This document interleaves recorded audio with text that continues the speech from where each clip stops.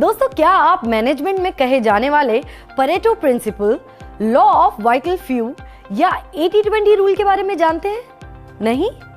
चलिए मैं इस नियम के बारे में आप सभी को बताती हूँ। मैनेजमेंट में इस्तेमाल होने वाला ये नियम कहता है कि 20% कारक किसी भी परिणाम, उद्देश्य, नतीजे या रिजल्ट को प्रभावित करते हैं।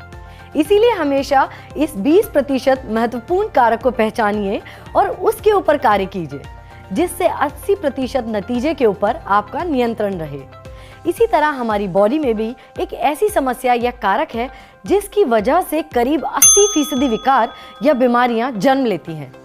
इस समस्या का नाम है पाचन यानी डाइजेशन। जी हाँ, पाचन।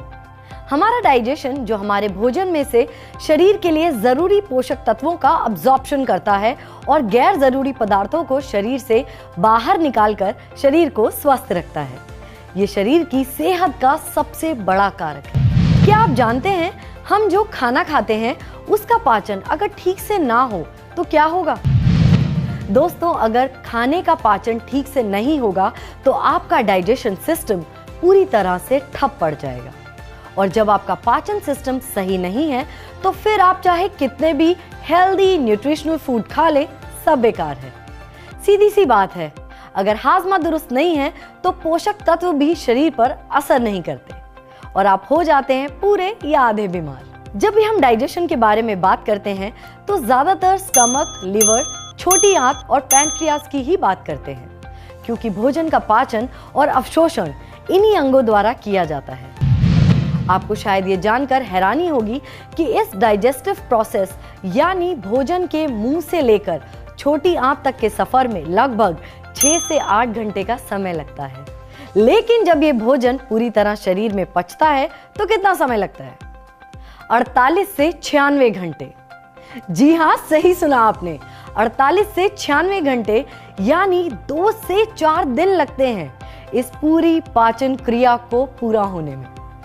अब सवाल उठता है कि छोटी आंत द्वारा भोजन के अवशोषण के बाद बड़ी आंत में ऐसी कौन सी प्रोसेस होती है जिसमें 2 से 4 दिन का समय लग जाता है? दोस्तों, बड़ी आंत में ही सबसे महत्वपूर्ण काम होता है।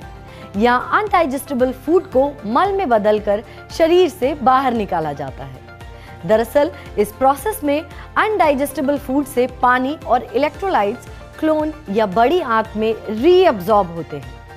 बचे हुए मिनरल्स और विटामिन्स का अवशोषण होता है, गैस का एक्सचेंज होता है और इसके बाद लास्ट में undigestible liquid food waste semi solid waste का आकार लेकर मल के रूप में शरीर से बाहर निकल जाता है। इस अनडाइजेस्टेबल फूड का टूटना और उसका मल में बदलना भी एक जटिल प्रक्रिया है। लेकिन क्या आपको पता है इस पूरी प्रक्रिया में सहायक की भूमिका कौन निभाता है? वो है गट इंटेस्टाइनल फ्लोरा, अर्थात असंख्य लाभदायक बैक्टीरिया जो गट यानी आंत में फलते फूलते हैं, जो फूड वेस्ट को तोड़ने और मल निष्कासन में मदद करते हैं।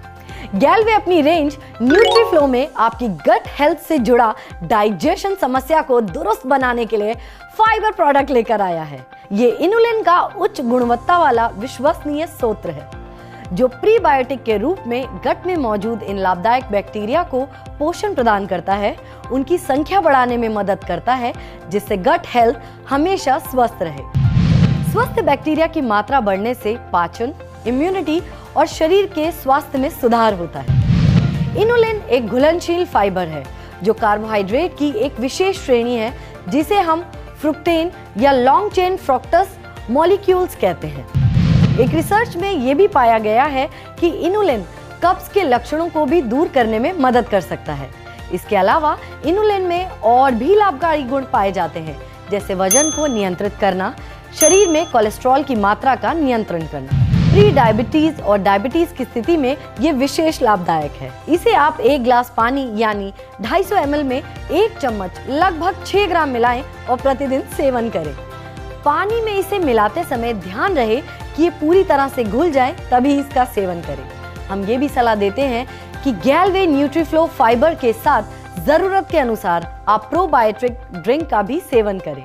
इसीलिए जब बात हो फायदेमंद सेहत की तो गैलवे न्यूट्रीफ्लो फाइबर से फायदेमंद कुछ भी नहीं।